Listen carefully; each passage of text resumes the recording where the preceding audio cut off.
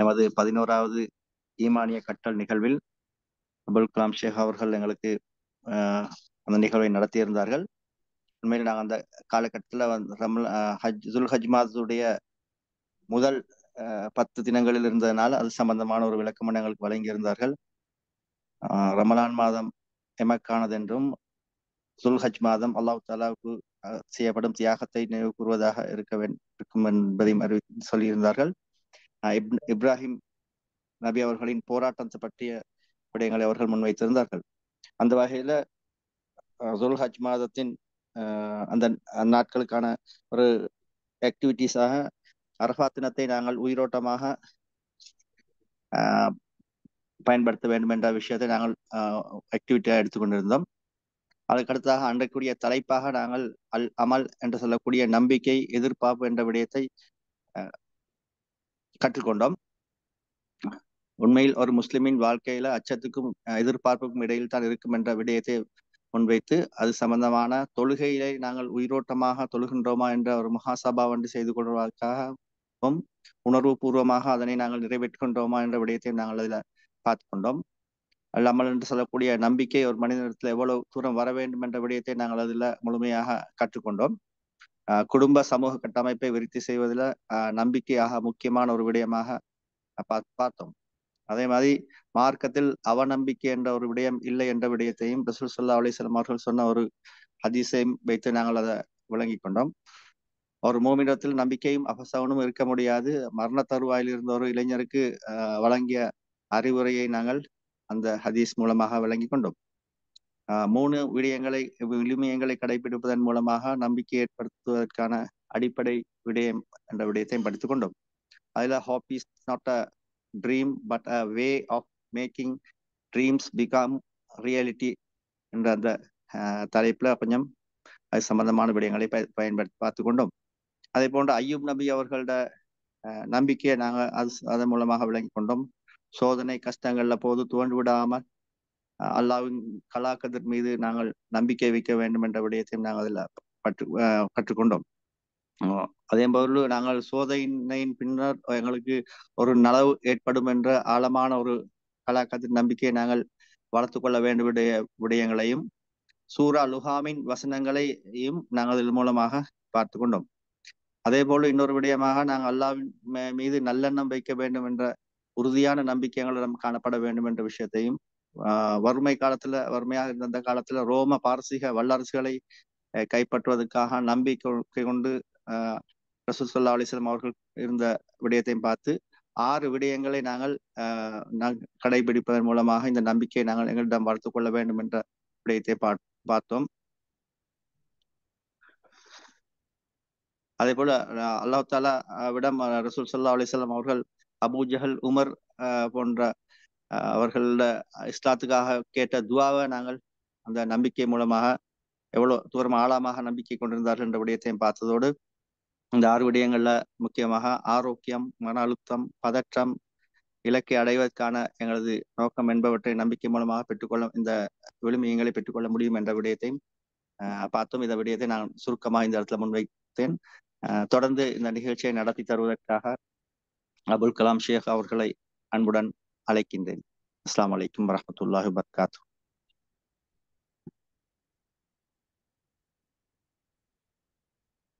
جزاكم الله خيرا. بسم الله الرحمن الرحيم. الحمد لله رب العالمين والصلاة والسلام على سيد المرسلين وعلى آله وأصحابه ومن تبعهم بإحسان إلى يوم الدين. أما بعد، اللهم اجعل أعمالنا كلها صالحة ولوجهك خالصة ولا تجعل فيها لأحد شيئا.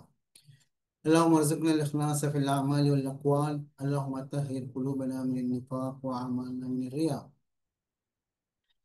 மதிப்புக்கும் மரியாதைக்கும் உரிய சகோதரர்களே, சகோதரிகளே, அனைவருக்கும் இனி சலாம். அஸ்ஸலாமு அலைக்கும் வரஹ்மத்துல்லாஹி வபரகாத்துஹு. அல்லாஹு தாலாவின் அருளின் காரணத்தினால் இந்த ஆன்மீக அமர்வு வெற்றிகரமான பாதையை நோக்கி சென்று கொண்டிருக்கிறது. அந்த வகையில் இன்று நாங்கள் 11வது அமர்விலே இருக்கிறோம். உண்மையிலேயே 11 அமர்வுகளை நாங்கள் வெற்றிகரமாக செய்திருக்கிறோம் என்பதை விட இந்த 11 அமர்வுகளின் மூலம் என்ன மாற்றத்தை நாங்கள் பெற்றிருக்கின்றோம், என்ன தாக்கத்தை அடைந்தோம் என்பதுதான் முக்கியமான விடயம். அந்த வகையில்தான் இன்னொரு கட்டமாக இந்த ஒவ்வொரு பாடத்தையும் ஆரம்பிக்க முந்தி சமரி செய்கிறதும், அதுக்கு அடுத்ததாக நாங்கள் இன்னொரு அம்சம் இன்னும் பேசப்பட இல்லை. நாங்க ஒவ்வொரு அமர்வின் போதும் ஒரு ஆக்டிவிட்டி ஒன்று எடுப்போம், நடைமுறை ஒன்று எடுப்போம், ப்ராக்டிஸ் பண்ணுவதற்காக. அந்த படித்த பாடத்துல ஏதாவது ஒன்று ப்ராக்டிஸ் பண்றதுக்காக அது சம்பந்தமான எக்ஸ்பீரியன்ஸ் இதுவரையும் யாரும் பேசப்படலை. அதுவும் பேசப்படுமாக இருந்தால் இன்னும் ஒரு நல்ல ஒரு தாக்கத்தை செலுத்தக்கூடிய அமர்வாக இந்த அமர்வு இருக்கும் என்பதில் எந்த விதமான சந்தேகமும் இல்லை. ஏற்கனவே இடைக்காலங்களில் நாங்கள் சகோதரர்களோட பேசிக்கொண்டது போல் இதுல கலந்து கொள்கின்றவரோட பேசிக்கொண்டோம். அந்த வகையில வெறுமனே ஒரு நொலேஜ் எடுக்கிற அமர்வு அல்ல இந்த அமர்வு.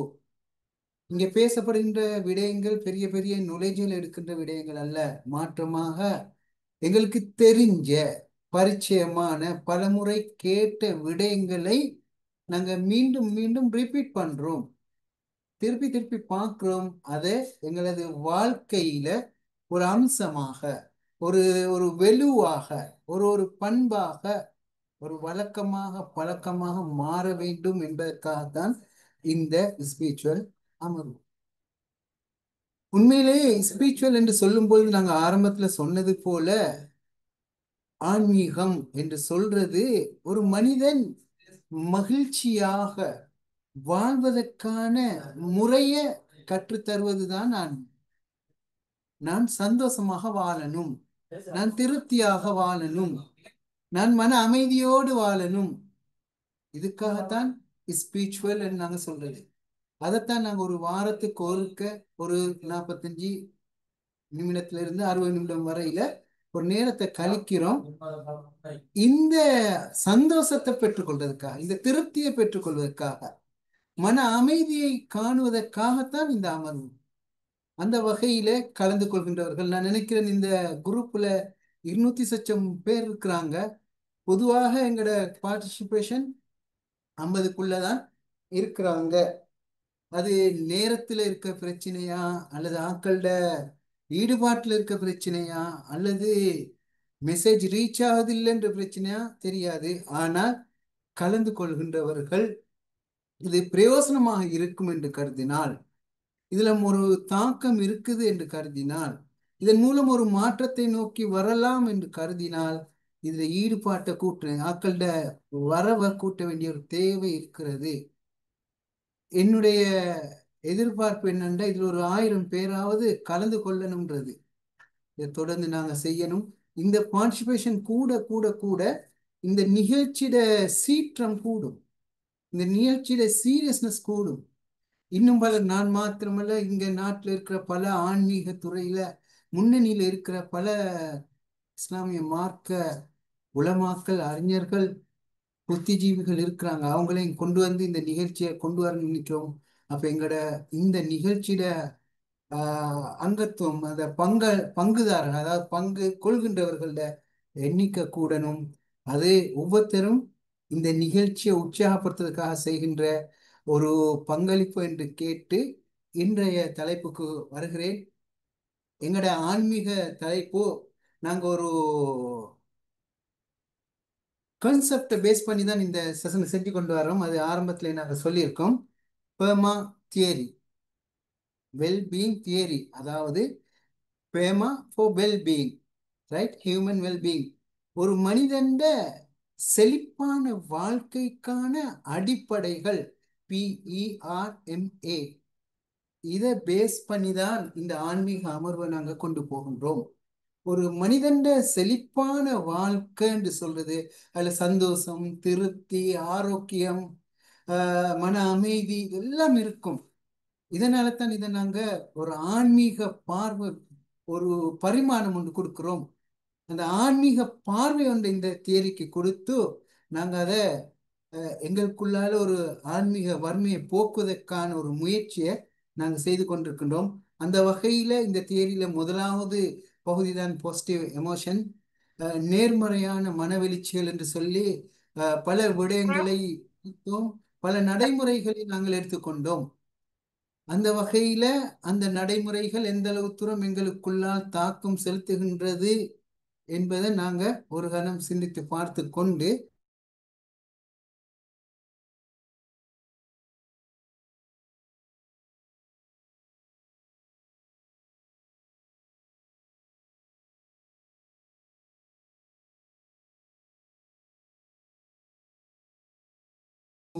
فَأُولَٰئِكَ هُمُ الْمُفْلِحُونَ.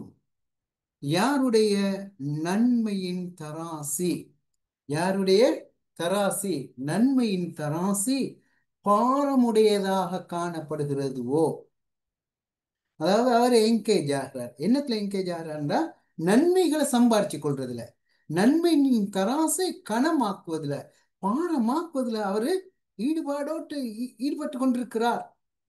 அதில் ஒரு ஈடுபாடு காட்டுகின்றார். அவர்கள் தான் வெற்றியாளர்கள். இதைத்தான் நான் தலைப்பாக கூட எடுத்தேன். வெற்றியின் ரகசியம் ஈடுபாடு எடுத்தது இந்த வசனத்தை பேஸ் பண்ணி. அவரு என்கேஜ்மெண்ட், அவரு சில அந்த ஸ்லாங்மெண்ட், அவரு ஒரு சில அம்சங்களை சொல்கிறார். நாங்க அதை இஸ்லாமிக் பெர்செப்ஷன்ல அது என்னன்றதை நாங்க பார்க்க போறோம். அதாவது அந்த ஈடுபாடு என்பது என்ன.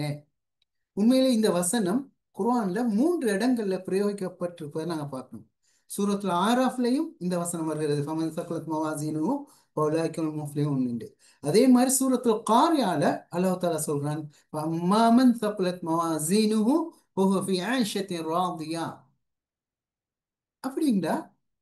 இது மீனிங் என்ன, இத கருத்து என்ன? நான் மரணிக்கின்ற பொழுது எங்கட மௌத்து எப்பன்றது எங்களுக்கு நிச்சயப்படுத்தப்படல. இதை கேட்டு முடிய முந்தி எங்கட மூச்சு நிக்கலாம், நாங்க மௌத்தாகலாம், மரணித்து விடலாம், அல்லது அடுத்த மணித்தியாலத்துல மரணிக்கலாம், அல்லது அடுத்த நாள், அடுத்த கிழமை, எந்த நேரத்திலையும் நான் மரணிக்க முடியும். என்ற மூச்சு நிற்க முடியும், என்ற ரூஹ அல்லாஹ் தஆலா கைப்பற்ற முடியும். அவ்வாறு இப்பொழுது, இப்ப தற்பொழுது ஒவ்வொருவரும் ஒரு காரணம் சிந்திச்சு பாருங்க. இப்ப அல்லாஹ் தஆலா என்னுடைய ரூஹை கைப்பற்றினான், என் ரூஹு போயிட்டு நான் மௌத்தாகிட்டேன் என்று சொன்னால், என்னுடைய நன்மையின் தராசி, தீமையை இருக்கிற தராசி ஒன்றுக்கு, நன்மையின் இருக்கிற தராசி, ஏண்ட நன்மையின் தராசி எப்படி இருக்கும்? உதாரணத்துக்கு இன்றைய பொழுது, இன்னைக்கு நாங்க 9 மணி, இப்ப காலையில விழித்ததுல இருந்து இந்த கணம் வரை, இந்த பொழுது வரையில நான் இந்த நன்மையின் தராசை நிரப்புகின்ற வகையில என்ன செஞ்சேன்? கிட்டத்தட்ட 12 மணித்தியாலம், 15 மணித்தியாலம், 16 மணித்தியாலமா நான் முடிச்சிருக்கேன். காலையில் 5 மணிக்கு எழும்பி இருந்தால், 4 மணிக்கு எழும்பி இருந்தால், 3:30க்கு எழும்பி இருந்தால், அல்லது 6 மணிக்கு எழும்பி இருந்தால், நீங்க யாரும் 6 மணிக்கு எழும்பி கொடுக்க மாட்டீங்க. 5:50க்கு சூரியன் உதயம், ரைட்? 5 மணிக்கு நாங்க குறைஞ்சது எழும்பி இருப்போம். எழும்பி இருந்தால் 5 மணியிலிருந்து 6 மணி 1 மணித்தியாலம், 6 மணிலிருந்து 6 மணி 12 மணித்தியாலம், 13 மணித்தியாலம், இன்னொரு 3 மணித்தியாலம், 16 மணித்தியாலம். இந்த 16 மணித்தியாலம் நான் என்ன செஞ்சேன் இன்னைக்கு? செஞ்சுட்டு பாருங்க பார்ப்போம். இதுல நன்மையாக ஏண்ட தராசி கணக்குன்ற வகையில, பாரமாகின்ற வகையில நான் என்ன செஞ்சிருக்கேன்?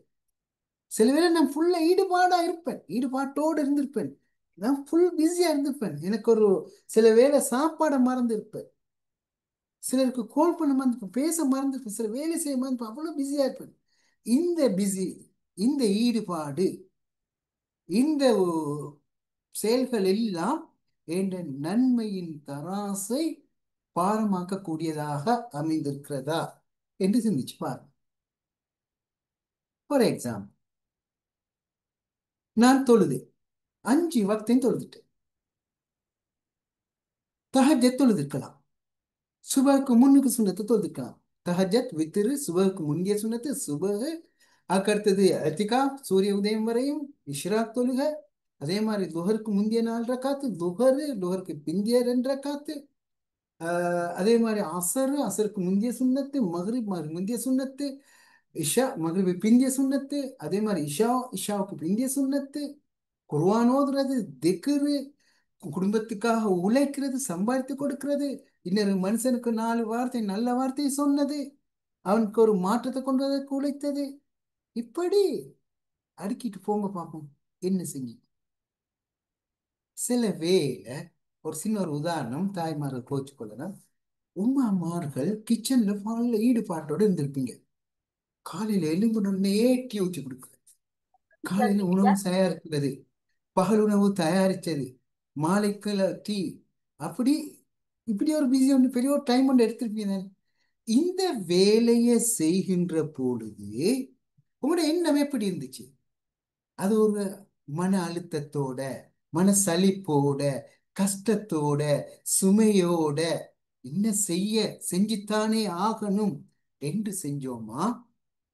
ஒவ்வொருத்தரும் நீங்க மாசம் பஸ் இல்ல, இது என்ற கடமை, நான் என் பிள்ளைக்கு சாப்பாடு தயாரிக்கிறேன், என் கணவனுக்கு சாப்பாடு தயாரிக்கிறேன், டீ தயாரிச்சேன், இதை நான் அல்லாவுக்காக செய்கிறேன் என்று அந்த முழு தூய்மையோடு அந்த செயலை செஞ்சார், மகிழ்ச்சியாக செஞ்சா, மன திருப்தியோட செஞ்சிருந்தா இதுல நிலைமை வேற. புலம்பி புலம்பி இதெல்லாம் நானே ஊற்றி கொடுக்கணும், நானே சமைச்சு கொடுக்கணும், நானே வீட்டு வேலையெல்லாம் செய்யணும், யாரும் உதவாது இப்படின்னு சொல்லி சலிச்சு கொண்டு பழிச்சு கொண்டு மனம் சோர்வல் கொண்டு அலுப்போட சலிப்போட செஞ்சிருந்தா இந்த செயலும் இந்த 2 செயலும் வித்தியாசம். அப்படிதானே? இது ஒரு சாதாரண வாழ்க்கையில நடக்கிற ஒரு விஷயம். எங்களுக்கு வழி நடத்துகின்ற சொல்லுவாங்க. இப்ப நான் ஹொத்பாவத போறேன். ஹொத்பா என்பது ஒரு நன்மை ஏவுகின்ற பிரச்சார பணியலில் உண்டு. எங்களை விட மாட்டாங்கன்னு சொல்லிட்டு சலிச்சு கொண்டு மனசோர்வோட விருப்பம் இல்லாம ஒரு பாரமா கருதி கொண்டு அந்த ஹொத்பாவை செய்வதற்கும், மாஷா அல்லாஹ் எனக்கு ஒரு சந்தர்ப்பம் கிடைச்சிருக்கு இந்த சமூகத்துக்கு ஒரு மெசேஜை கொடுக்கறதுக்கு, வெள்ளகண்ணி வளவ ஒரு ஒரு ஒரு மெசேஜை சொல்றதுக்கான ஒரு சந்தர்ப்பம் கிடைச்சிருக்கு. அதை ஈடுபாட்டோட, ஆசையோட, விருப்பத்தோட, அல்லாத திருப்தியை நோக்கமாக கொண்டு செஞ்சிருந்தா இந்த 2 ஹுத்பாவுக்கும் வித்தியாசம் இருக்குது. நான் சொல்றேன், 2 எக்ஸ்ட்ரீம் சைட சொல்றேன், இதுல பல தரம் இருக்கும். நான் வார விஷயத்துக்கு அப்ப இப்படி இப்படிதான் நாங்க பார்க்கணும். நாங்க செஞ்ச செயல் எந்த அளவு தூரம் அல்லாவால பொருந்தி கொள்ளக்கூடிய வகையில, அல்லாவால முழுமையான நன்மையை தரக்கூடிய வகையில ஏன செயல்கள் அமைந்திருந்தது. இதான் இங்க இருக்க ஆகும். வருவோமே, எங்கட தொழுகை ஒரு வக்தை எடுத்துக்கொள்வேன். நான் இஷா தொழுதேன். இந்த இஷா தொழுறதுல பல படித்தரங்கள் இருக்கு. எப்படி? நான் இப்பதான் இந்த செஷனுக்கார முந்தி டக்குன்னு ஒழு எடுத்துட்டு வந்து தனிச்சு தொழுதுட்டு அல்ல வீட்டுல தொழுதுட்டு அங்கே இங்கே தொழுதுட்டு வந்துட்டேன். கடமை போயிட்டு கடமை நிறைவேறியாச்சு. இது ஓகே தானே? ரைட். இப்ப அடுத்த ஸ்டெப் பாருங்க. இல்ல, நான் அதான் கேட்ட உடனே ரைட் என்ற சோழிகளை வேலைகள் எல்லாம் முடித்து கொண்டு உழு எடுத்துக்கொண்டு பள்ளிக்கு போனேன். ஜமாத் முடிஞ்சு. ஆனால் நான் தனிச்சு தொழுது. எங்க? எல்லா வேலையில முடிச்சு பள்ளிக்கீண்டு போயிட்டு இருக்கிறேன். பள்ளிக்கீண்டு போயிட்டு ஜமாத் கிடைக்கல, ஆனா தனியா தொழுது. ஆனா உரிய நேரத்துல தொழுது இருக்கிறேன். இது ஒரு தரம். இல்ல, கொஞ்சம் முந்தி ஒரு 2 3 நிமிஷம் முந்தி வந்திருந்தா ஜமாத் கிடைச்சிருக்கும். 2வது ரக்காத்துலயோ 3வது ரக்காத்துலயோ 4வது ரக்காத்துலயோ ஜமாத் கிடைச்சிருக்கும். இது ஒரு தரம். அடுத்தது, இன்னும் கொஞ்சம் ஒரு 2 நிமிஷம் முந்தி இருந்துட்டா 4 ரக்காத்திலையும் ஜமாத்தோட தொலை கிடைச்சிச்சு. இது இன்னொரு தரம். இன்னும் கொஞ்சம் முயற்சி எடுக்கிறேன், சஃபுல் அவ்வல்ல தொழுதேன். இன்னும் கொஞ்சம் முயற்சி இருக்கேன், சஃபுல் அவ்வல்லையும் வலது பக்கம் தொழுதேன். வலது பக்கத்தில் இமாமுக்கு மிகவும் நெருக்கமாக தொழுதேன். அடுத்தது, முன்பின் சுண்ணத்துக்களை எல்லாம் பேணினேன். முன்னுக்கு இருக்க 4 ரக்கா இஷாக்குடைய 2 ரக்கா தொழுதேன். தஹித்து மஸ்ஜித் தொழுதேன். இஷாவுக்கு பிறகு உள்ள சுண்ணத்தை தொழுதேன். இப்படி ஒன்று திரும்ப கொஷுவோட தொழுதேன், பக்தியோடு தொழுதேன். அல்லாஹ் அக்பர் என்று தக்பீர் கட்டினேன். துஆவுல் இஸ்திஃப்தாஹ் ஓதினேன், சூரா ஃபாத்திஹா ஓதினேன். சரியான தாக்கமாயிருச்சு. அல்லாட நினைவுகளோட, நாங்க சொன்ன ஆரம்பத்துல சொன்னது போல அல்லாட சிந்தனையோட, ஹுஷூவோட, பொதுவோட நான் தொழுதேன். பக்தியோடு தொழுதேன். அல்லாவுக்கு எனக்கு இடையில ஒரு அந்யுன்யமான ஒரு உரையாடல் போணுச்சு. நல்ல ஒரு உறவொண்டு ஏற்பட்டுச்சு. அதுல நான் எந்த உள்ளமும் அல்லாவோட பின்னி பிணைந்து இருந்துச்சு. அப்படியே என் கண்ணால கண்ணீர் வந்துச்சு. வஜ்லத் என்ற உடம்புல ஒரு வகையான ஒரு ஒரு டென்ஷன் மாதிரியான ஒரு ஃபீலிங் ஒன்று வந்துச்சு. உடம்புல ஒரு நடுக்கம் ஒன்று ஏற்பட்டுச்சு. அப்படியே சலாம் கொடுக்கறது எனக்கு எனக்கு பெரிய ஒரு மன திருப்தி ஒன்று, அமைதி ஒன்று கிடைச்சிச்சு. அந்த நேரத்துல நான் சில திக்ருகளை ஓதுறேன். இது ஒரு தொழுகையை பொறுத்தவரையில எத்தனை தரம் இருக்குன்னு பாருங்க அப்போ. இதை நான் சொன்னது கொஞ்சம், இதுல எத்தனையோ 1000 லெவல்ஸ் இருக்கலாம். அப்ப இப்படித்தான் நான் தொழுதேனா? இப்படி தொழுதிருந்தா இது ஒரு வெயிட்டான, பாரமான ஒரு தொழுகை. அப்துல்லா இப்னு மசூத் ரலியல்லாஹு அன்ஹு சொல்லுவாங்க, யாரு கடைசி தருணத்துல தொழுறாங்களோ அவங்கள அல்லாஹ் தஆலா மன்னிச்சு கொள்வார். இடை நேரத்துல தொழுதாங்களோ அல்லாஹ் தஆலா அருள் பாலிப்பான் அவருடைய தொழுகைக்கு. யார் அவ்வள் வக்த் முதலாவது நேரத்துல தொழுகிறாங்களோ அல்லாஹ் தஆலா வந்து ஏற்றுக்கொள்கிறார், திருப்தி அடைகிறான். இப்ப பாருங்க அந்த பரிதார்த்த ஹதீஸ் எப்படி சொல்லுதுங்க. அப்ப இப்படித்தான் என் ஒவ்வொரு செயலும், இப்ப நான் சொன்னேன், ஒரு கிச்சன்ல வேலை செய்யற, எங்களோட கிச்சன்ல செயற்பாட்டுல இருக்கிற உம்மா உண்ட, அல்ல ஹுத்பாவை செய்யற ஹதீபண்ட சொல்றேன். இப்படி எங்களோட ஒவ்வொரு செயலையும் நாங்க நெருக்கலாம். நிறுத்தி பார்த்தால் இது எந்த அளவு தூரம் ஒரு பாரமான செயலாக காணப்பட்டுச்சு. நான் எந்த அளவு தூரம் ஈடுபாட்டோடு செஞ்சேன். இந்த 24 மணித்தியாலுக்கு என் ஈடுபாடு எப்படி இந்த கண்ணோட்டத்தை இந்த வகையில அமைஞ்சிச்சு என்று பார்க்கிறது தான் இந்த தலைப்பு. எனக்கு என் தலைப்பு புரிஞ்சிருக்கும் உண்டு. அந்த வகையில தான் மிக முக்கியமாக ஆன்மீக வறுமையை போக்குறதுல மிக முக்கியமான ஒரு பிள்ளை, ஒரு தூண், முக்கிய அம்சமாக இந்த ஈடுபாட்டோடு செயற்படுறது, அல்லது ஈடுபாட்டோடு ஒரு வேலையை நிறைவேற்றுறது, அல்லது 24 மணித்தியாலத்தையும் சரியாக ஈடுபடுத்துறது என்று சொல்ற இந்த பகுதி இப்படி பல கோணங்கள்ல பார்க்க முடியுமான ஒரு விடயம். அதுதான் இன்று நாங்கள் ஆரம்பித்து வைக்கின்றோம். அந்த வகையில தொடர்ந்து பார்க்கும்பொழுது எங்களோட ஒவ்வொரு செயலும், இந்த ஆன்மீக அமர்வின் மூலம் நாங்க எதிர்பார்க்கிற விஷயம், எங்களோட ஒவ்வொரு செயற்பாடும் முழுமையான நன்மையை தரக்கூடியதாக, மீசானுல் ஹசனாத்துல பாரமாக்கக்கூடியதாக அமையும் போது எங்களுக்கு ஒரு மன திருப்தி, சந்தோஷம், ஒரு ஒரு ஆன்மீக விழிப்பு அல்லது ஆன்மீக விருத்தி ஒன்று ஏற்படுவதற்கான சந்தர்ப்பமாக இந்த பகுதியை நாங்க பயன்படுத்திக் கொள்வோம் என்று சொல்லி அடுத்த பகுதிக்கு வருகிறேன். நபி ஸல்லல்லாஹு அலைஹி வஸல்லம் அவங்க சொன்னாங்க, "யக்தனிம் ஹம்ஸன் கப்ல ஹம்ஸ்." 5 விஷயம் நடக்கிறதுக்கு முன்னால 5 விஷயத்த நீங்க பயன்படுத்திக் கொள்ளுங்க. அதுல உண்டு ஷபாபக கப்ல ஹரம்க. முதுமை வந்து அடைவதற்கு முன்னால எங்களுடைய இளமையை நாங்கள் பயன்படுத்திக் கொள்ள வேண்டும். சதாசம் உங்களுடைய இளமையை பயன்படுத்திக்கோங்க.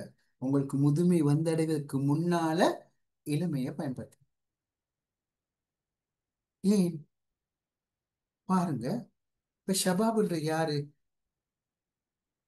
ஷபாபுக்கு நான் எந்த பார்வையில் இருக்கு, யாருக்கு ஒரு தொழுகைய அழகான முறையில நிலையில இருந்து, கியாம்ல இருந்து ருக்கு செஞ்சு சுஜு செஞ்சு அழகான முறையில நிறைவேற்ற முடியுமான உடல் நிலைமை, உடல் பாடி கண்டிஷன் இருக்கிறதோ அவங்க எல்லாரும் ஷபாப் தான். யாருக்கு ருக்கு செய்ய இயலாது, அங்கன பிடிப்பு உட்கார்ந்து சொல்லுவாங்க. சுஜு செய்ய இயலாத ஆட்கள், நின்று வணங்க முடியாத ஆட்கள், இப்படி பல வகையினர் நாங்க பார்க்கோம். இதுதான் முதுமையின் அடையாளங்கள். அது அவங்களோட பிழை இல்ல, அவங்களுக்கு முதுமை வந்து விட்டது. நினைவு முட்டுக்கால்ல வருத்தம், காலை மடிக்க இயலாது, இந்த குறுக்குன்னு சொல்லுவாங்க, அதாவது இடுப்புல வருத்தம், சுஜு செய்ய இயலாது. இப்படி எத்தனையோ வகையான நோய்கள், பலவீனங்கள், உடல் பலவீனங்கள் வந்து எங்களுக்கு என்கிற ஒரு தொழுகையை கூட சரியாக நிறைவேற்றிக் கொள்ள முடியாத நிலைமை. குர்ஆனை பார்த்து ஓதுறதுக்கு எல்லாது கண் மங்கலாக இருக்கிறது, கண்ணாடி போட்டு கூட கஷ்டமா இருக்கிறது, அல்லது கிரகிச்சு கொள்ள முடியாது. இப்படி எத்தனையோ வகையான முதுமையின் பலவீனம், முதுமையின் அடையாளங்கள் வந்து அழகான முறையில் மீசான் ஹசனா, நன்மையை ஈடுபாட்டோட செய்ய முடியாமல் நான் சொல்ல வரல அது பலவீனம் பாவம் சொல்லல. நான் இளமையாக இருக்கும் போது என்னுடைய வாழ்நாளை, என்னுடைய நேரங்களை எவ்வாறு நான் கழித்தேனோ, முதுமையில அவ்வாறே அல்லா தஆலா எழுதுவாங்க. அல்லாஹ்வோட அருள் இரக்கம். நான் நல்ல ஆரோக்கியமாக இருக்கேன். நாங்கள் பின்னுக்கு ஆரோக்கியத்தை பத்தி பேசுவோம்.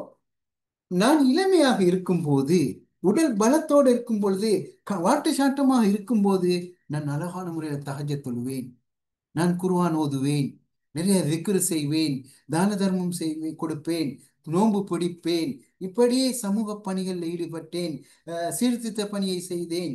இப்படி என்னெல்லாம் நான் இளமையில இருக்கும் போது செஞ்சேனோ அதெல்லாம் முதுமை அடைஞ்சு பலவீனம் அடைஞ்சு செய்ய முடியாமல், பிசிக்கலி எனக்கு ரீசன் ஒன்றைக்கு செய்ய இயலாது எனக்கு என்ற நிலைமையை அடைஞ்சா, இப்ப செய்ய முடியுமான காலத்துல என்னெல்லாம் செஞ்சேனோ அது எல்லாத்தையும் அல்லாஹ் அப்படியே எழுதுவான் என்ற ஒரு பகுதி ஒன்றைக்கு. அது இந்த ஷபாப ஏண்ட இளமையை நான் எப்படி பயன்படுத்தி கொண்டேனோ அப்படி. அப்ப இந்த இளமை காலத்தை நான் எவ்வளவு தூரம் ஈடுபாட்டோட, விருப்பத்தோட, ஆர்வத்தோட, டைம் வேஸ்ட் பண்ணாம ஒவ்வொரு நேரத்தையும் திட்டமிட்டு கொண்டேன். எனக்கு சும்மா இருந்தேன் ஒரு நேரம் இல்லை. அந்த நேரத்துல மிகவும் ஈடுபாட்டோட ஆர்வத்தோட நான் அமல்களை செஞ்சேன், பணிகளை செஞ்சேன், நன்மைகளை செஞ்சேன், நல்ல காரியங்களை செஞ்சேன். இப்படி என் இளமையை எனக்கு சொல்ல முடியுமாக இருக்க வேண்டும்.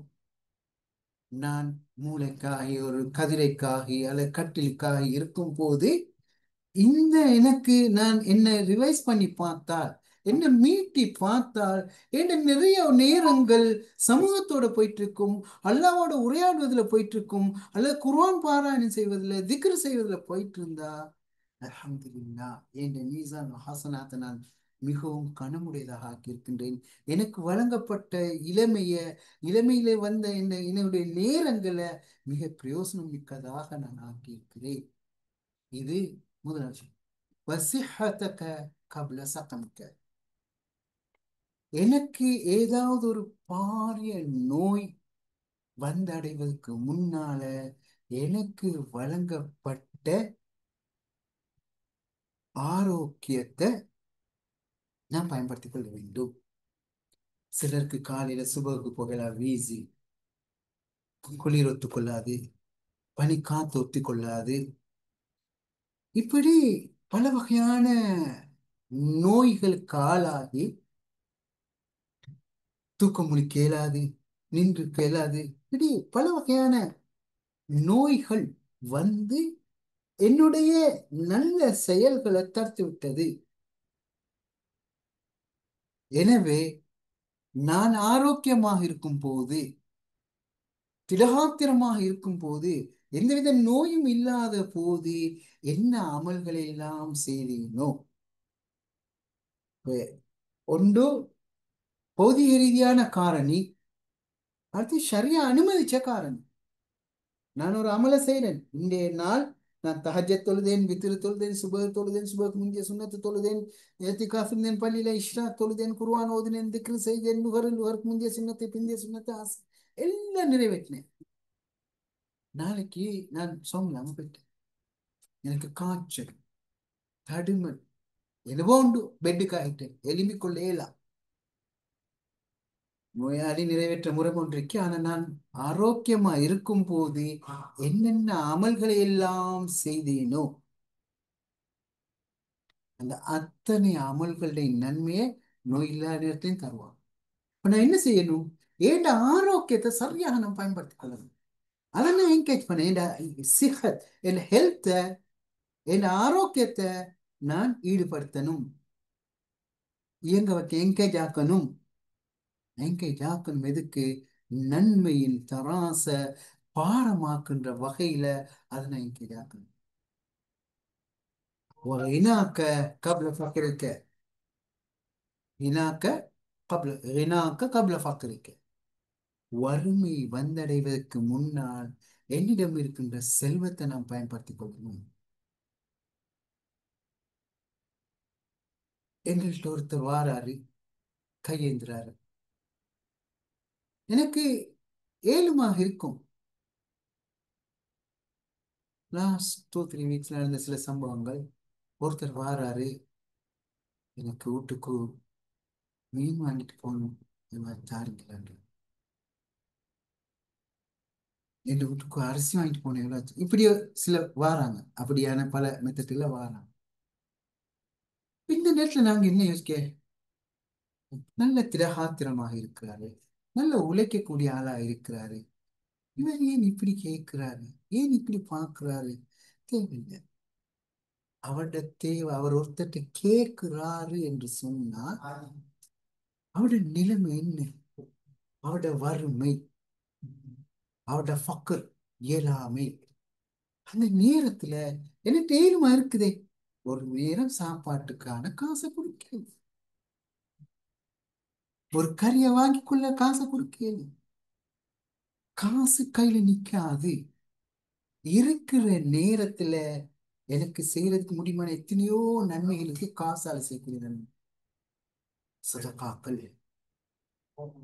கரண்ட் எப்படி மாறிக்குண்டா, கட்டின பொண்டாட்டிக்கு செலவழிக்கவே கஞ்சப்படுகின்ற கணவன்மார்கள், பிள்ளைகளுக்கு செலவழிக்க கணக்கு பார்க்கிற வாப்பமார்கள், ரைட்? இப்படி சமூகத்துல ஒரு வகையான கஞ்சத்தனமும் கருமித்தனமும் அப்படியே மிகைச்சு கொண்டு வரும். நாங்க சம்பாதிச்ச சம்பாத்தியங்கள், உழைப்புகள், காசுகள் எங்கட நன்மையின் தராசை பாரமாக்கக்கூடிய வகையில எங்களுக்கு நான் செலவழிச்சிருக்கிறேன். அதுல மிக முக்கியமாக நேம சதக்கா, சிறந்த சதக்கா அவங்களோட குடும்பத்துக்கு செலவழிக்கிற சதக்கா. சிலர் ஆயிரக்கணக்கான சிலர் எடுக்கிறாங்க, ஏன் லட்சங்கள்ல எடுக்கிறாங்க. வீட்டுக்கு கொடுக்கிறது கல்லுல நார் வைக்கிற மாதிரியான வேலை. பிள்ளைக்கு செலவழிக்கிறது 1000 முறை யோசிக்கிறவா இருக்கிறாங்க சமூகத்துல. அப்படி அல்ல. அந்த காசை அதிகமாக முக்கியமாக அபூ ஹனீஃபா ரஹ்மத்துல்லாஹி அவர்களுடைய வாழ்க்கையில் நடந்த ஒரு சம்பவம். யாராவது அப்படி யாசகம் கேட்டு வந்தால் அப்படியே பொக்கெட்ல கைய போட்டு எண்ணி பார்க்காம கொடுத்துருவாங்க. எண்ணி பார்க்கும் போது அவங்களோட மனநிலை மாறிடும் பயன்படுவாங்க. நான் செலவழிக்கின்ற பொழுது பேக்கரி சொன்னது போலதான் செலவழிக்கும் போது என் மன நிலைமை எப்படி இருக்குது, எவ்வளவு தூரம் சந்தோஷமாக செலவழிக்கிறேன், திருப்தியாக செலவழிக்கிறேன், முக்கியம். சிலருக்கு சில கணவன்மார்கள் இருக்காங்க, கொஞ்சம் டார்ச்சர் பண்ணி தான் வேலை செய்வாங்க. அந்த சில செலவழிக்க நான் இவ்வளவு கஷ்டப்பட்டு சம்பாதிக்கிறேன், இது ஒரு லேசான விஷயம் இல்லை, கஷ்டத்தை நான் உணர்த்தி வளர்க்கணும். உங்களோட சதக்கா தர்பியத்து ஒரு பகுதி இருக்குது. ஆனா உங்களோட சதக்கா அது எந்த அளவு தூரம் நிழம சதக்காவாக, மீசானுல் ஹசனாத்தை பாரமாக்கக்கூடிய சதக்காவாக இருக்கிறது என்பது நீ. எனவே எனக்கிட்ட இன்னைக்கு இருக்குது, அது சிறந்த முறையில குடும்பத்துக்கு, உறவுகளுக்கு. சில வேளை இன்னொரு விஷயம் இப்படி இருக்கும், பொன்னாட்டிக்கு புள்ள குட்டிக்கு நல்லா செலவழிப்பாங்க, ஆனா பெத்த தாய்க்கு செலவழிக்கிறன்றது மிக கஷ்டமான ஒரு விஷயம். எனக்கு தெரிஞ்ச ஒரு நிகழ்வு, மிகவும் கவலைப்பட்ட ஒரு நிகழ்வு. ஒரு குடும்பத்துல ஒரு ஃபங்க்ஷன் ஒன்று வருவது, வீட்டுல பிள்ளைக்கு கல்யாணம். கல்யாண ஏற்பாடுகள் எல்லாம் ஜாம் ஜாம் ஜாம் நடக்குது. அந்த ஆண்மகனின் அந்த குடும்ப தலைவன் உம்மாவும் அங்கதான் இருக்கிறாங்க. உம்மாவும் அந்த கல்யாண வேலையில ஈடுபடுறாங்க, கஷ்டப்படுறாங்க, அவங்களால வேலையெல்லாம் செய்யறாங்க. இப்ப போறாங்க, ஷாப்பிங் போறாங்க, பொண்ணு குடுப்பாட்டுறாங்க, அவங்க குடுப்பு வாங்குறாங்க, இவங்க குடுப்பு வாங்குறாங்க. இந்த உம்மாவை பத்தி ஒரு சின்ன நினைப்புக்கு வரல, அந்த குடும்ப தலைவனுக்கு வர. அப்போ ஒரு ஞாபகப்படுத்தின போது கொஞ்சம் கையில இருக்க மாதிரி இல்லாட்டினா அதை கொஞ்சம் எடுத்து கொடுத்துடலாம். இவ்வளவு வேலையும் செஞ்சால் இந்த உமாக்கு ஒரு புடவை எடுத்து கொடுக்கறது இல்ல, ஒரு சாமான் வாங்கி கொடுக்க இப்படி அல்லது நல்ல சாமான்களை பொருட்களை வாங்கிட்டு போவாங்க பொன்னாட்டு பிள்ளைகளுக்கு, உமாக்கு ஏதோ சரி அப்படி. அதெல்லாம் நாங்க செலவழிக்கிற செலவுகள் எந்த அளவு தூரம் சீற்றமாக நன்மையின் தராசை பாரமாக்கக்கூடிய வகையில இருக்கிறது என்பதை நாங்கள் பார்த்துக் கொள்கிறோம். இது ஆகா இன்னொரு முக்கியமான ஒரு விடை. ஃபராக கபில சுகுல்க, நான் எனக்கு கிடைச்சிருக்க ஓய்வு, இது மிக முக்கியமான ஒரு விஷயம். இன்னைக்கு மனுஷனுக்கு நிறைய ஓய்வு நேரங்கள் இருக்குது, ஆஃப் டைம்கள் இருக்குது. இந்த ஆஃப் டைம்களை எப்படி பயன்படுத்தலாம்னு சிந்திச்சு பாருங்க பார்ப்போம். இன்னைக்கு முழு உலகமும் கைக்குள்ளால இருக்கு. ஒரு இஷ்யூ வந்தா போதும் அந்த எல்லா சேனல்லையும் வர நியூஸ்ல பாக்குறது, அல்லது ரீல்ஸ் பாக்குறது, அல்லது யூடியூப்ல அதை பாக்குறது இதை பாக்குறது, இப்படி பார்த்து பார்த்து பார்த்து மனுத்தியால கணக்கு அவருடைய ஸ்பீச், இவருடைய ஸ்பீச், அந்த ஸ்பீச், இந்த ஸ்பீச், என்னத்த நடந்துச்சு? நேரம் போயிட்டு, ஓய்வு நேரம் போயிட்டு. அதனால தான் ஸல்லல்லாஹு அலைஹி வஸல்லம் அவங்க சொன்னாங்க, மிக முக்கியமாக நிஅமத்தான், ரெண்டு அருள்கள், அதுல அதிகமான மக்கள் மோசடி செஞ்சிட்டாங்க. அந்த நியமத்துகள அருமையை உணராம போயிட்டாங்க. அந்த ரெண்டு அருமை என்னண்டா, அஸ்ஸிஹா, ஏற்கனவே நான் சொன்னது போல ஆரோக்கியம், ரெண்டாவது ஒரு ஃபரா, புகார் வர ஹதீஸ், ஓய்வு நேரம். இந்த ஓய்வு நேரங்கள் என்று இன்மைக்கோ மறுமைக்கோ எந்த விதமான பிரயோசனமும் இல்லாது. உதாரணத்துக்கு நான் சின்ன சிம்பிள் அல்லாஹ்வாலம், நீங்க சொல்லுங்க ஏன் வியூல சொல்லுங்க. ஒரு நிகழ்வு ஒன்று நடக்குது, அந்த நிகழ்வுல எத்தனை நியூஸை நான் பார்க்கறது? ரைட், இப்ப போகுது, ரைட், ஐட டிரெக்ஷன் விளங்கிடுச்சு, இதான் நடக்கும்போது எனக்கு அடுத்து தேவையான நேரம் அப்டேட் பண்ணி கொள்றது. இந்த சேனல்ல என்ன சொல்றாங்க, அந்த சேனல்ல சொல்ல அவர் எப்படி பேசுறாரு, இவர். இன்னைக்கு நிறைய பேர் இந்த யூடியூப் ஆக்கள் உருவாக்கி, யூடியூபர் உருவாகி சம்பாதிக்க வழிய ஒவ்வொரு சின்ன தகவல் கிடைச்சா அதை அப்படி சொல்லி அலங்கரிச்சு பேசுற போக்கு பிடிக்கும்.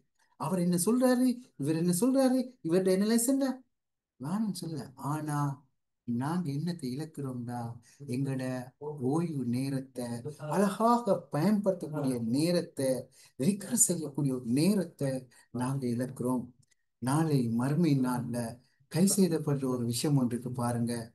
மாதி இப்னு ஜபல் ரலியல்லாஹு அன்ஹு சொல்றாங்க, லைஸ தஹஸராஹு ஜன்னா, சொர்க்கத்துல இருக்கிறவர்கள் கை செய்தப்படுகிற ஒரு விஷயம் என்னன்னா, அவங்களுக்கு ஒரு ஓய்வு நேரம் போயிட்டு இருக்கும், நல்ல ஒரு நேரங்கள். உதாரணம் சொல்லுவோமே, நான் வீட்டுல இருந்து பள்ளிக்கு போறேன், அல்ல வீட்டுல இருந்து தொழிலுக்கு போறேன், நான் எத்தனையோ வேலையில செய்யறேன், சில வேலை எதையோ ஒன்று யோசிச்சுட்டு போவேன், இது பண்ண.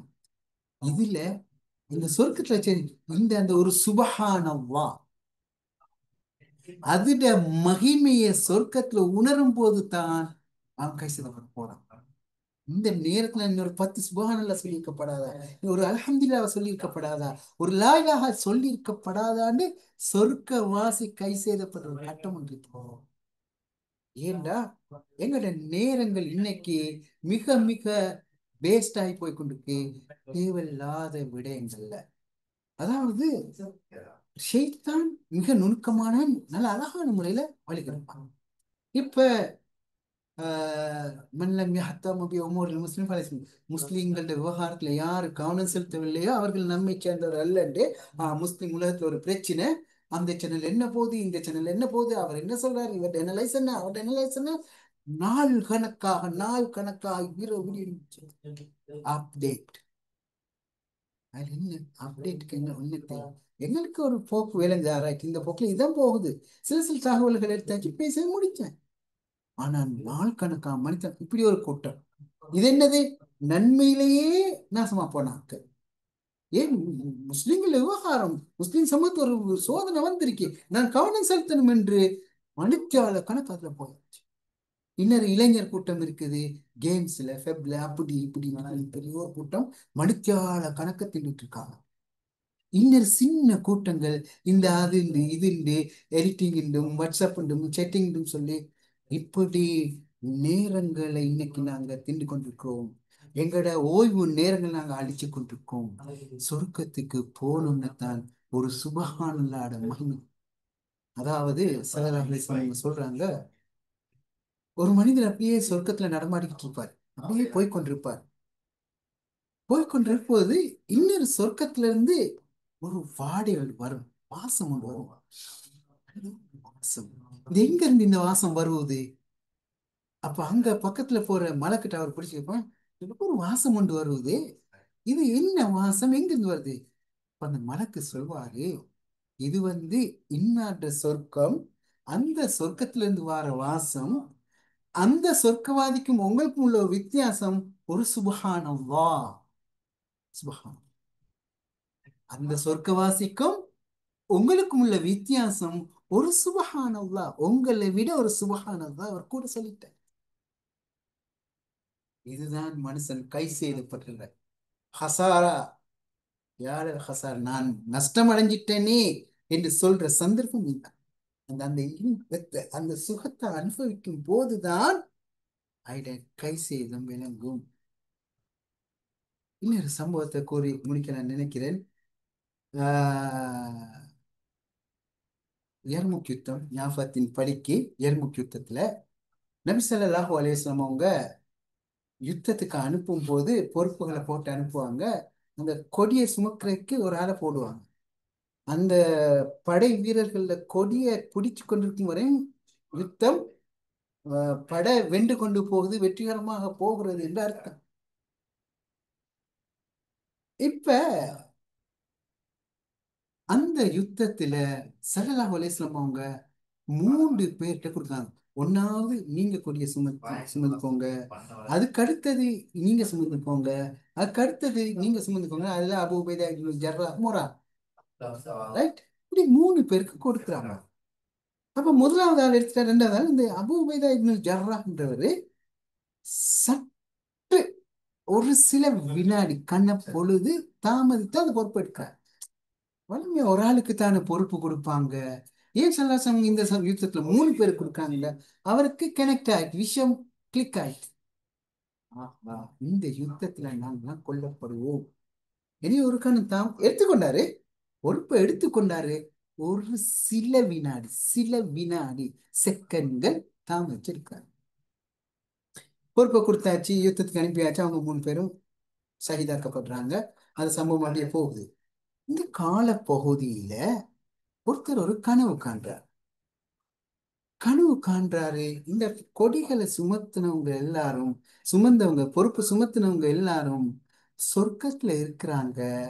அபு அபு உபைதா இப்னு ஜர்ராஹ் அந்த கட்டில, அந்த கட்டில், அந்த இது இருக்குமே தூண், அதுல ஒரு தூண் கொஞ்சம் கட்டையா இருக்குது, அடுத்தவங்களோட கட்டிலை விட இவரோட கட்டில் சற்று கொஞ்சம் சிறுசா இருக்கு. இப்படி ஒரு கனவு கண்டு ஸல்லல்லாஹு அலைஹி வஸல்லம் அவங்கள்ட்ட சொல்றாங்க. ஸல்லல்லாஹு அலைஹி வஸல்லம் அவங்க சொல்றாங்க, இதுதான் நான் இந்த யுத்தத்தின் போது கொடிய சுமத்தும் போது, கொடிய பொறுப்பு கொடுக்கும் போது நான் இன்னார் இன்னார் இன்னார் கொடுத்தேன். அதுல இன்னார் அபூ உபைதா இப்னு ஜர்ராஹ் லேசா தாமதிச்சு தான் பொறுப்பெடுத்தார். பாருங்க, நன்மையை உடனடியாக ஏற்றுக்கொண்டது, ஒரு சில வினாடி தாமதிச்சுட்டு பொறுப்பெடுத்தது. அந்த தாமதத்துக்கு அல்லாஹ் தஆலா அந்த அந்தஸ்தை குறைச்சிட்டான். சுப்ஹானல்லாஹ். அல்லாஹ் தாலா எவ்வளவு நீதியாக நேர்மையாக ஒவ்வொரு சுப்ஹானல்லாவும் மிகவும் பெருமதியானது, ஒரு அல்ஹம்துலில்லாவும் பெருமதியானது. அந்த வகையில தான் எங்களோட ஒவ்வொரு வினாடியும் திட்டமிடப்பட வேண்டும். ஆன்மீகம் அல்லது மிசான் ஹசனாத்தை பாரமாக்குதல் என்று வருகின்ற பொழுது நாங்கள் ஒவ்வொரு வினாடியையும் நாங்கள் பயன்படுத்த வேண்டும். அந்த வகையில தான் இன்ஷா அல்லாஹ் வார கிழமை நாங்க இந்த சூறாவை பேஸ் பண்ணி அந்த நேரத்துல பெருமதி அல்லாஹ்ல எவ்வளவு கவனமாக, அதாவது இங்க நாங்க முதலாவது சூரத்து காரியால அதிகமாக நன்மை செய்யுங்க, நன்மையின் தராசை பாரமாக்கக்கூடிய வகையில நன்மை செய்யுங்க, இப்படிலாம் சொல்லிட்டு அடுத்து வருகின்ற சூரா தகாசுர், அந்த ஒவ்வொரு வினாடியையும் நாங்க எவ்வாறு பயன்படுத்த வேண்டும் என்பது சம்பந்தமாக பேசக்கூடியதாக இருக்கிறது. அதை எவ்வாறு ஒவ்வொரு வினாடியையும் பயன்படுத்த வேண்டும் என்பதை குர்ஆன் எங்களுக்கு வழிகாட்டுறது என்பதை இன்ஷா அல்லாஹ் வார கிழமை நாங்க பார்ப்போம். அந்த வகையில இன்றைய அமர்வுல நான் என்ன லெசன் எடுத்துக்கொண்டேன், என்ன எனக்கு பிராக்டிஸ் பண்ண முடியுமானது என்னது என்று கொஞ்சம் உங்களோட கருத்துக்களை சொன்னா நல்லா இருக்கும். அதாவது நன்மையின் தராசை பாரமாக்கக்கூடிய வகையில எனக்கு கிடைத்திருக்கின்ற ஒவ்வொரு தருணங்களையும் ஒவ்வொரு சந்தர்ப்பங்களையும் நான் பயன்படுத்திக் கொள்ளணும், ஈடுபடுத்திக் கொள்ள வேண்டும் என்பது உண்டு, ஈடுபாட்டோட செய்ய வேண்டும் என்பது இன்னொரு பகுதிதான் இன்றைய அமர்வோட சமரி. இதை எங்கட வாழ்க்கையில, அதாவது ஒவ்வொரு நேரத்தையும் ஈடுபடுத்துறது என்பதிலேயும் நான் கிடைக்கின்ற அவகாசத்துல செய்கின்ற வேலையை ஈடுபாட்டோடு செய்கின்ற வகையில என்ன பிராக்டிஸை கொண்டு வரலாம் என்று ஒரு சில கருத்துக்களை தெரிவிச்சிங்கன்னா நாங்க அப்படியே அதை பிராக்டிஸ் பண்ணிட்டு வந்து இன்ஷா அல்லாஹ் வார கிழமை ரீகேப் பண்றது ஒரு ஆளாக இருக்கும். ஆண்களாக இருக்கலாம், பெண்களாக இருக்கலாம், உங்களோட அனுபவங்கள் இன்னும் பலருக்கு வழிகாட்டக்கூடியதாக, உங்களை ரோல் மாடலாக எடுக்கக்கூடியதாக, அடுத்தவர்களுடைய செயற்பாடுகளை தாக்கம் செலுத்தக்கூடியதாக இருக்கும் போது உங்களோட அமல் டபுளாக மாறும். இஹ்லாஸை பார்த்துட்டு யோசிக்க வேணாம். உங்களோட அமலை கொண்டு இன்னொருத்த தாக்கம் பெற்றார்டா உங்களோட அமல் டபுளாக ட்ரிபிளாக நன்மை தரக்கூடிய வகையில மிசானுல் ஹசனாத்தை பாடமாக்கக்கூடிய வகையில அமையும் என்ற வகையில அந்த பிராக்டிஸை நீங்க பரிமாறிக்கொள்ள வேண்டும் என்று கேட்டு விடைபெறுகிறேன். அதுக்கு முன்னால பாடத்துக்கு வெளியில வர முந்தி என்ன பிராக்டிஸ் எடுக்கலாம் அப்படி கொஞ்சம் யாராவது ஒரு சிலர் கருத்து சொன்னா நல்ல நினைக்கிறேன். இன்ஷா அல்லாஹ். நான் ஒரு கருத்துல சொல்றேன், மற்றவங்க ரெடி ஆகிற வரைக்கும். இன்ஷால்லா நான் டெய்லி மார்னிங் வாக் போற நேரத்துல எங்களுக்கு ஒரு சான்ஸ் பண்ணிருக்கு, தனிமையில போறோம். அந்த நேரத்துக்கு ஜிக்ர ஓதி கொண்டு போகலாம், களிமா ஓதலாம், துவாக்கள் ஓதலாம்.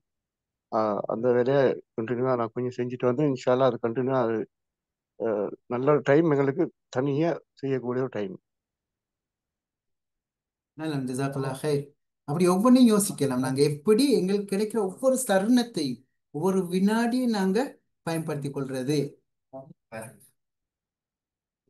வேற யாரும்?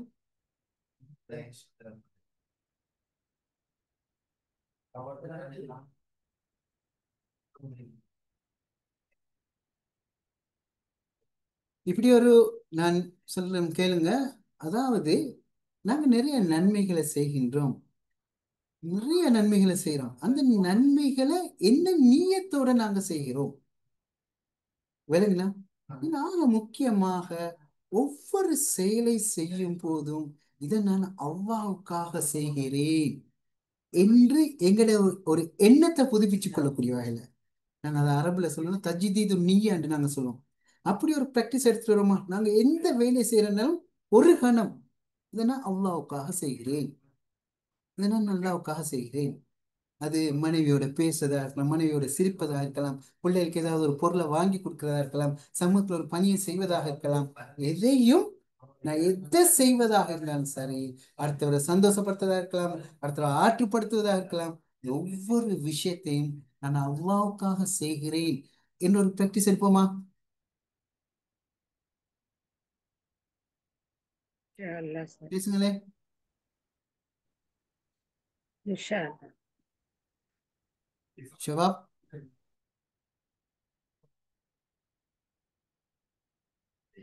Inshallah, sir. Sure. சொல்லுங்க.